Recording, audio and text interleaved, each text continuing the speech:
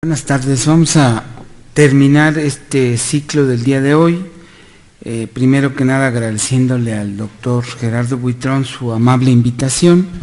Y bueno, vamos a comentar con ustedes de un tema que está íntimamente relacionado con lo que acaba de señalar el doctor, que se denomina enfermedad pélvica inflamatoria, que tiene que ver con el antecedente de cuadros de cervicovaginitis, de prácticas sexuales de riesgo o de factores de riesgo que se están asociando y que llevan a una mujer con un proceso local a una enfermedad que involucra el hueco pélvico y que la puede inclusive llevar a la muerte, como vamos a ver.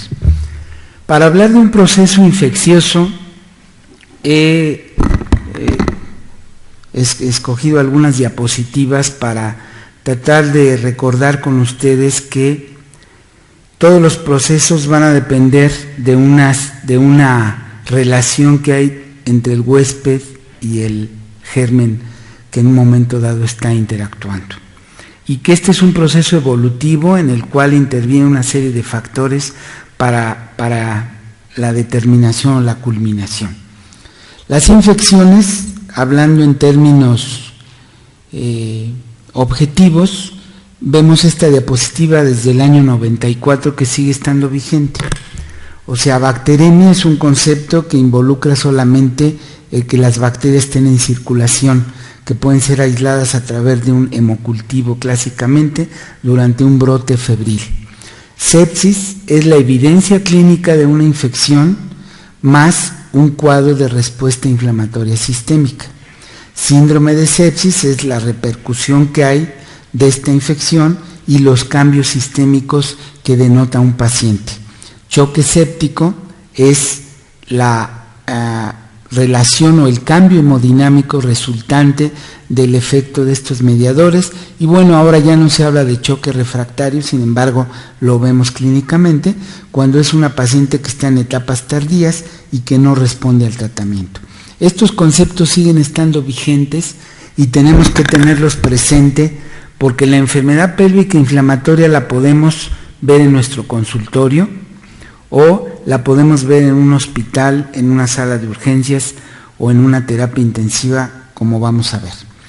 La sepsis, y me refiero al doctor Carrillo Esper porque ha trabajado intensamente en esto y en fecha próxima va a haber un consenso de sepsis que ojalá que puedan estar aquí, que él coordina. Una de las principales causas de ingreso y de mortalidad en las unidades de cuidado intensivo se debe precisamente a la sepsis. Esto es multifactorial, como muchos problemas de salud pública que vemos en la actualidad. El envejecimiento de la población, el mayor número de procedimientos quirúrgicos invasivos, las afecciones asociadas a inmunodepresión y enfermedades vinculadas con disfunción inmunitaria. Esto es una realidad en nuestro país. Yo les puedo comentar que hace un par de días en la terapia intensiva tuve una paciente que le hicieron un procedimiento de una liposucción aparentemente en un consultorio, y la paciente 24 horas después del procedimiento llegó con una fascitis necrotizante de toda la pared abdominal y falleció unas horas después por falla orgánica y choque séptico. Entonces es algo con el que vivimos todos los días y que realmente no debemos pasar por alto. La sepsis se conceptualiza como la respuesta inflamatoria sistémica a un cuadro de infección. Una paciente puede tener una infección vaginal, tiene una infección local que si se trata adecuadamente se resuelve y no pasa a mayor. Pero esta infección repetida evoluciona y tiene una respuesta sistémica. Esta paciente ya no tiene una cervicovaginitis, ya tiene una enfermedad pélvica inflamatoria y esto le puede condicionar a un estado grave que impacta. De acuerdo a los polimorfismos genéticos, que ahora se habla mucho, y del impacto en la inmunidad innata, la respuesta que tenemos cada quien, se presentan diferentes patrones de evolución. Esto, por supuesto, está basado en el gatillo que denota esto, que es la disfunción endotelial y sus cómplices de la falla orgánica múltiple, que son la coagulación, los trastornos en la microcirculación, que son básicamente la esencia de esta grave enfermedad, sepsis, y que se traduce en una playa de manifestaciones de las funciones orgánicas. Es algo complejo la sepsis, pero es tan común que todos los días estamos conviviendo con esto. A pesar de los grandes avances que hay tecnológicos y terapéuticos, a nivel mundial el incremento en la sepsis es alarmante y en algunas situaciones puede tener carácter de aspecto epidémico, y así lo debemos de ver. A pesar de los conocimientos adquiridos y de la difusión que se le da a la sepsis, la prevalencia es alta y se piensa que falta información sobre esta enfermedad en los diferentes grupos de médicos involucrados en su manejo, desde el primer nivel hasta un nivel de alta resolución. Deben desarrollarse alternativas terapéuticas o buscarse estas alternativas que tengan como objeto contener enfermedades transmisibles que además sean costo efectivas y accesibles a la población. Para este fin, por ejemplo, las estatinas se plantea como un fármaco que puede tener efectos importantes sobre la función inmune endotelial y la misma replicación viral.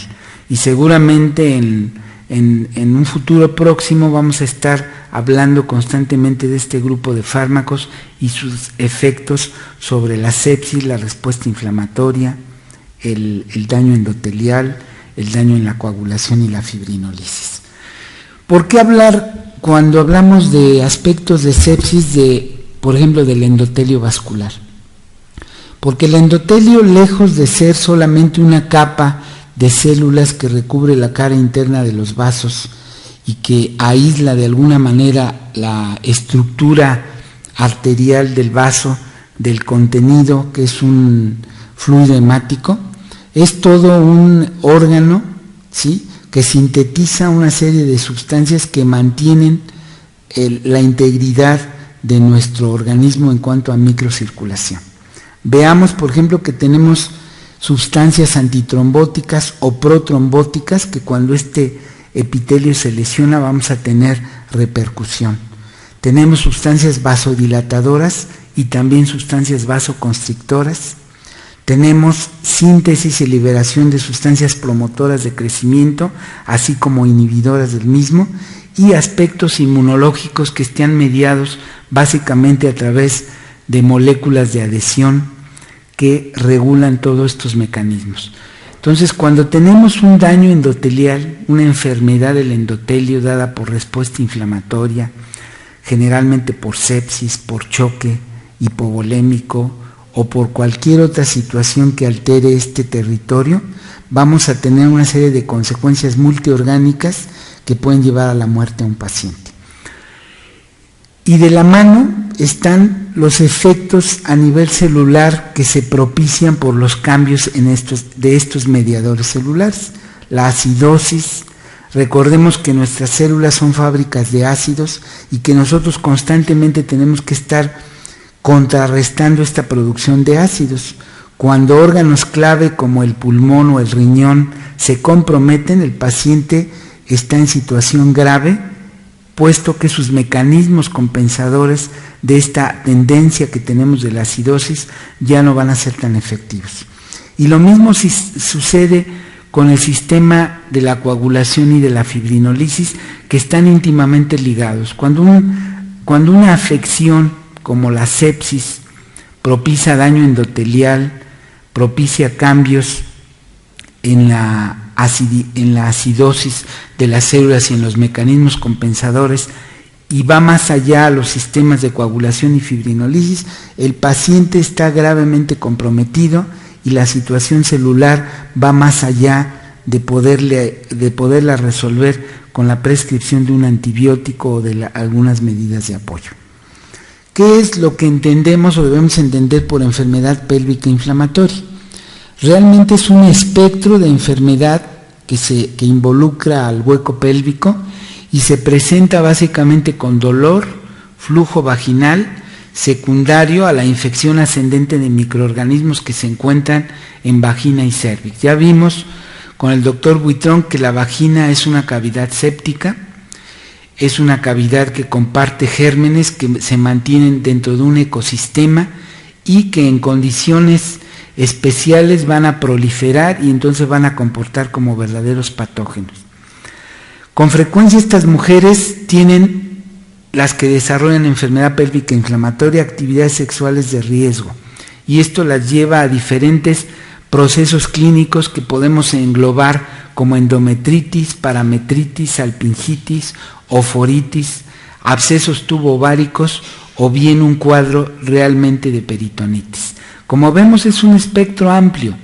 En la ginecología y la obstetricia podemos hablar que básicamente los aspectos de la sepsis en ginecología están relacionados con este término de enfermedad pélvica inflamatoria, como a su vez en la obstetricia hablamos de sepsis puerperal, que es un espectro también que engloba varios padecimientos. Entonces, a veces el ver a una paciente con un proceso local, infeccioso, repetitivo, y no ir un poco más allá y ver que los parametrios, que el útero está inflamado, está doloroso, y que esta paciente tiene mayores sintomatologías y no solamente el escurrimiento vaginal, es la clave para hacer un diagnóstico temprano y poder evitar que esta paciente evolucione hacia una enfermedad pélvica inflamatoria. El espectro clínico va desde una infección subclínica, como escuchaba hace un rato, de que muchas mujeres se expresan que tienen un flujo normal, y el flujo normal va a depender solamente de la cantidad de glucógeno que esta paciente tenga y de alguna manera de la interacción del estrógeno con el epitelio y la formación de este polímero de glucosa que es precisamente el glucógeno. Sin embargo, pacientes que tienen gran cantidad de glucógenos es un factor de riesgo porque es un material que es un medio de cultivo que enriquece el epitelio vaginal y que puede hacer que los gérmenes proliferen rápidamente y asciendan a través de las vías anatómicas. Una infección asintomática, la paciente puede inclusive tener un flujo característico, ¿sí? Puede tener un cultivo positivo y sin embargo pasar desde el punto de vista como asintomática. O bien el extremo del espectro es la infección grave, una paciente en la cual tiene un cuadro de pelviperitonitis por una enfermedad pélvica inflamatoria. ¿Cuáles son las secuelas de una enfermedad pélvica inflamatoria? Pues van desde el dolor pélvico crónico, que la paciente constantemente está con molestia abdominal, con distensión, y el embarazo ectópico que vimos hace un rato con el doctor y que esta salpingitis, esta oforitis, esta parametritis evoluciona y le deja como secuela una trompa anormal con adherencias y que cuando esta mujer decide buscar un embarazo tiene el infortunio de que esta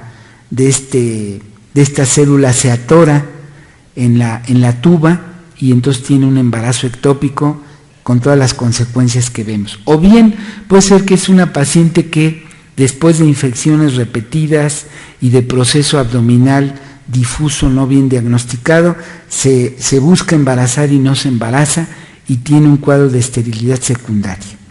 Entonces, como vemos, no es solamente el proceso local de la infección vaginal o la respuesta sistémica se manifiesta como enfermedad pélvica y que puede ser muy grave, sino que esta enfermedad, esta patología puede dejar secuelas aún después de un tratamiento adecuado.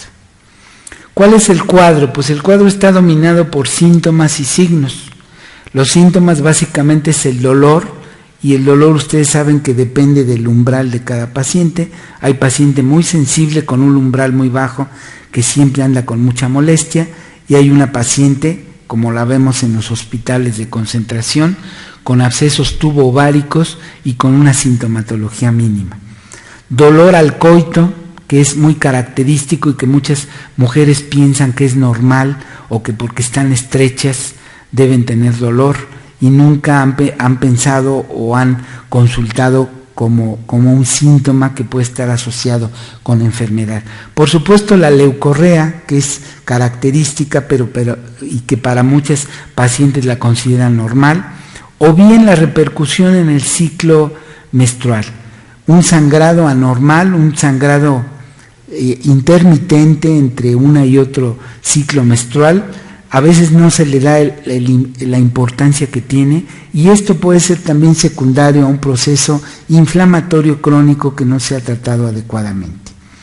Los signos que buscamos intencionalmente deben ser dolor a la palpación profunda. Normalmente es una situación que no debe presentarse. Cuando nosotros palpamos intencionalmente el abdomen y hay dolor, pues esto habla de que hay seguramente un proceso inflamatorio. Lo más característico es la movilización al útero. Nosotros normalmente, cuando exploramos ginecológicamente a una paciente, hacemos una maniobra en la cual tomamos con los dedos el cérvix de la mujer y con la otra mano empujamos el fondo uterino y lo movilizamos, con la idea de ver precisamente si este útero es doloroso o no. En condiciones normales no debe doler. El hecho que una mujer le duela es que tiene un proceso inflamatorio, o que tiene un proceso endometriósico, o que hay alguna situación especial que está causando. Por supuesto, la fiebre es un signo muy importante y siempre es un dato de alarma. Una fiebre de 38 o más grados centígrados nos debe alertar siempre. Y cuando intencionalmente hacemos una prueba básica como es la biometría, una leucocitosis aunada a un cuadro clínico, a unos antecedentes y a una evolución, pues va integrando el diagnóstico de enfermedad pélvica inflamatoria. El tratamiento antes de entrar al tratamiento hablamos de una clasificación. Si hablamos de que la enfermedad pélvica tiene un espectro que va desde el leve hasta el severo, pues vamos a encontrar y vamos a tener características diferentes. La clase 1, que es la leve o no complicada, se caracteriza porque no hay un plastrón, no hay un peritonismo básicamente. Es decir, nosotros revisamos a la paciente y tenemos un cuadro de vaginitis, una leucorrea de determinadas características. Si lo vemos con el espejo, pues vamos a ver el cérvix, los fondos de saco, y podemos saber lesiones que pueda haber por el cuadro inflamatorio crónico. Pero intencionadamente tenemos que buscar los datos de peritonismo, la movilización del útero y sobre todo los parametrios. Los parametrios que lo buscamos en los fondos de saco laterales y que pretende que estos parametrios en condiciones normales no molestan, y en un proceso inflamatorio van a molestar de grado variable.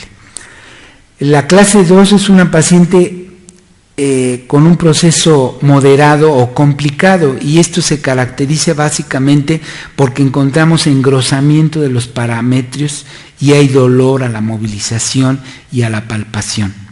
A veces no podemos identificar propiamente un plastrón o una tumoración o una colección, pero la paciente evidentemente tiene molestia, ¿sí? No encontramos unos parametrios como tal, y así lo referimos, engrosamiento de parametrios, y a veces le ponemos salpingitis o foritis o parametritis refiriéndonos a esta situación. Y el caso severo, que habitualmente no lo vemos en los consultorios, sino los vemos a nivel hospitalario, son la clase 3, que es la severa, a donde el proceso no es solamente localizado, sino ya tiene manifestaciones sistémicas. Aquí habitualmente encontramos un plastrón con datos de irritación peritoneal de diferente magnitud y evidentemente con respuesta inflamatoria sistémica.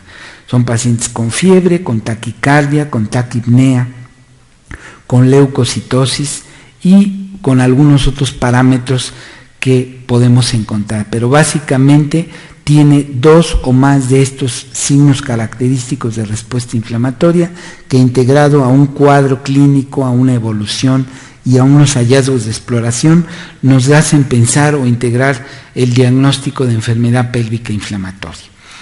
Obviamente para el diagnóstico de esto pues nos valemos de los diferentes procedimientos.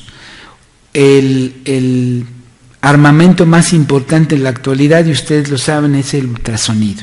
El ultrasonido ha evolucionado en forma tan importante que nos permite hacer diagnósticos y sospechar fuertemente el proceso inflamatorio. El encontrar colecciones a nivel de los fondos de saco, encontrar paramétros engrosados o engrosamiento de las tubas o de los ovarios, nos permite integrar el diagnóstico. Obviamente a veces tenemos que recurrir a las clásicas radiografías de pie y de cúbito para ver manifestaciones intestinales, o bien tecnología más sofisticada como la tomografía axial computarizada o la misma resonancia magnética para integrar y describir tumoraciones o colecciones o abscesos específicamente. El tratamiento lo dividimos en términos muy generales en tratamiento no hospitalario, que son las pacientes que vemos, básicamente enfermedad pélvica inflamatoria 1 y a veces de tipo 2, y tratamiento hospitalario que se reserva para los pacientes más graves de tipo 3. El tratamiento involucra el manejo con medicamentos de amplio espectro como la ceftriaxona, como la cefotaxima, y medicamentos específicos como la doxiciclina, en función de los gérmenes que se aíslan.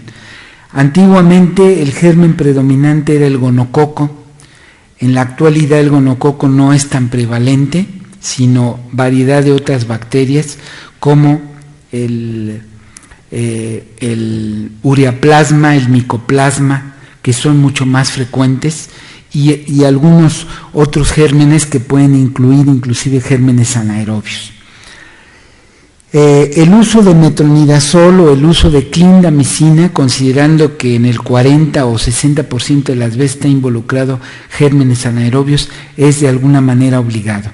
Estos son protocolos ya establecidos porque además la paciente requiere un tratamiento. A veces lo ideal sería que tomáramos cultivos y esperábamos la respuesta bacteriológica, el informe bacteriológico para prescribirlo.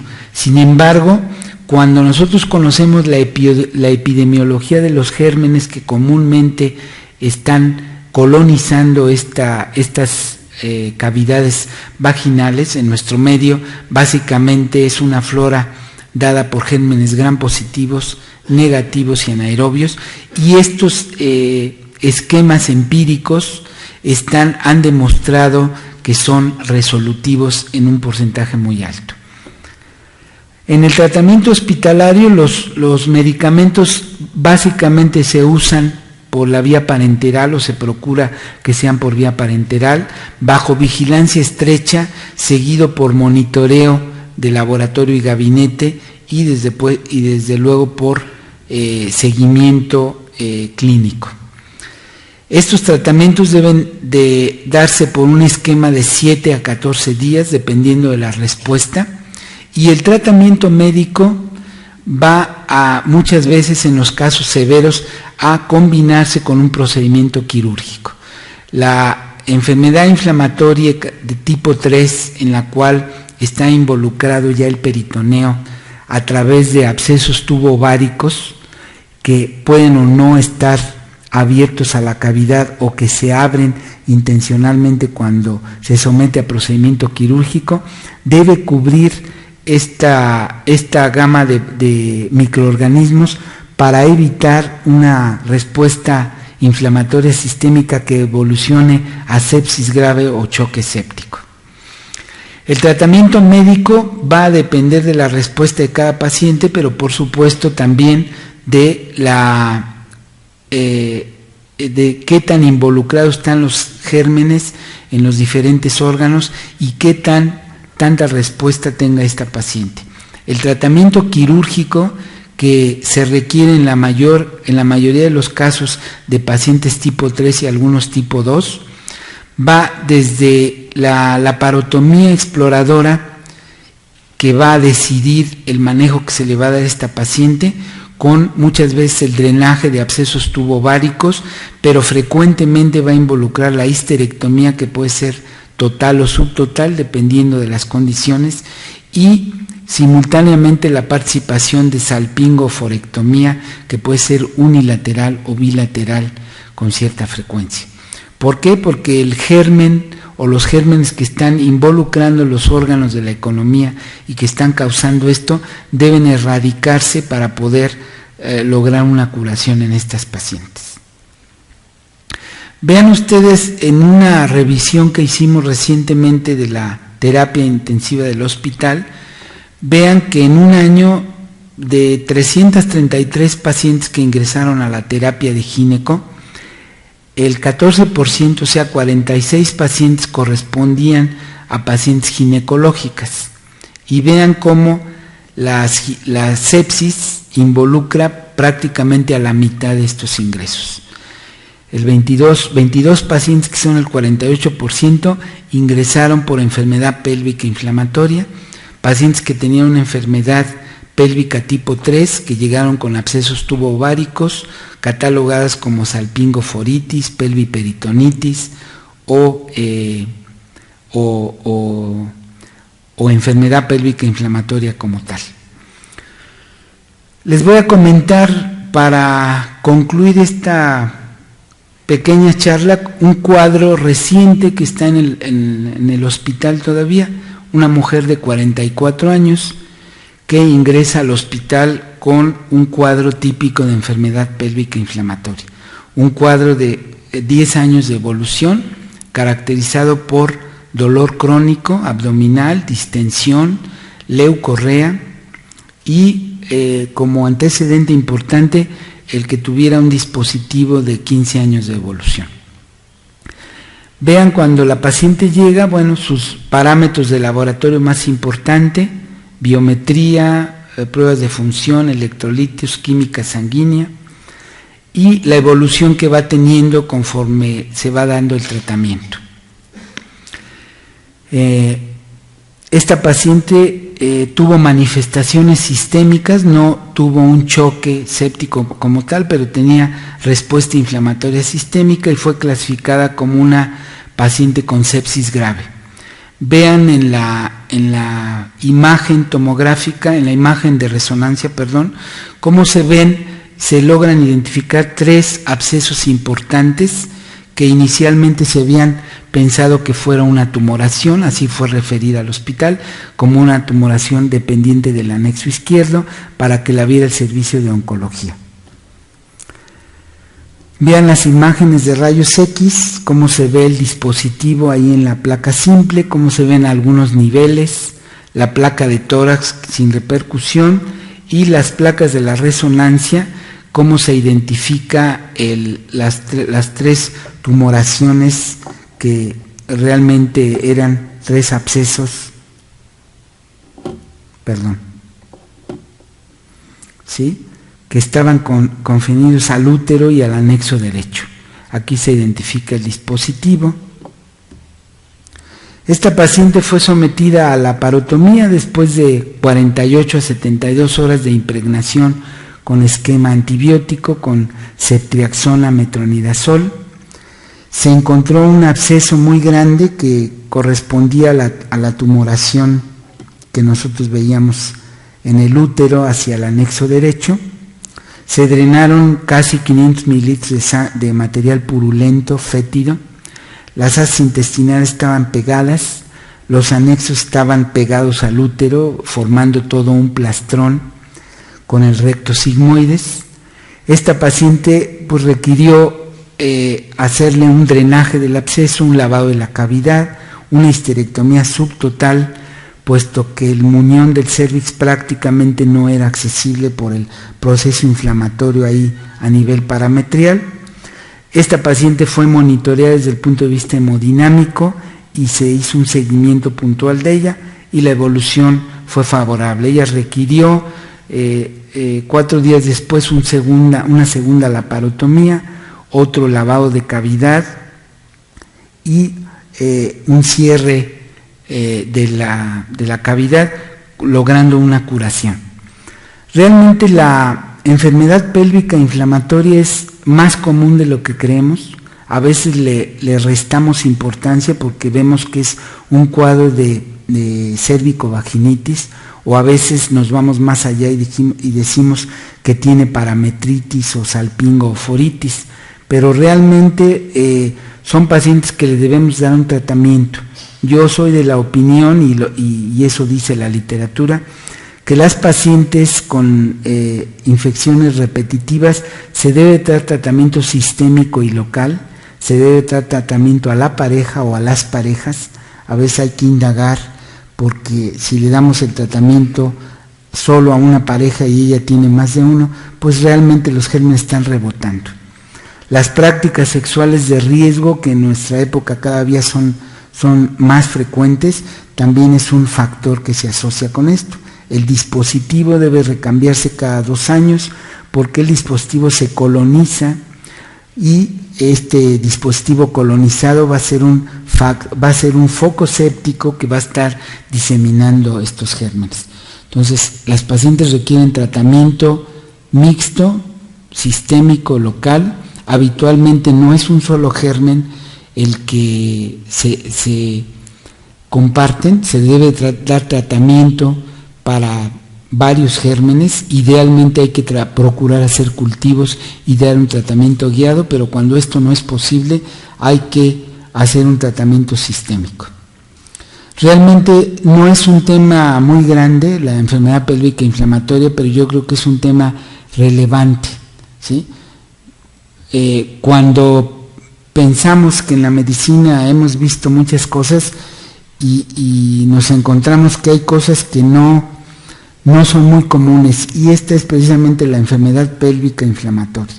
O sea, ver cuadros severos de pelviperitonitis en pacientes jóvenes de 30 y tantos, 40, 50 años, ¿sí?, que llegan a una terapia intensiva porque no se diagnosticó, no se trató un cuadro de cérvico-vaginitis, realmente debe de interesarnos a todos los médicos, puesto que forma parte de la responsabilidad de los médicos que vemos mujeres desde el primer contacto hasta el máximo nivel de atención. Si tienen algún comentario, alguna pregunta, con mucho gusto.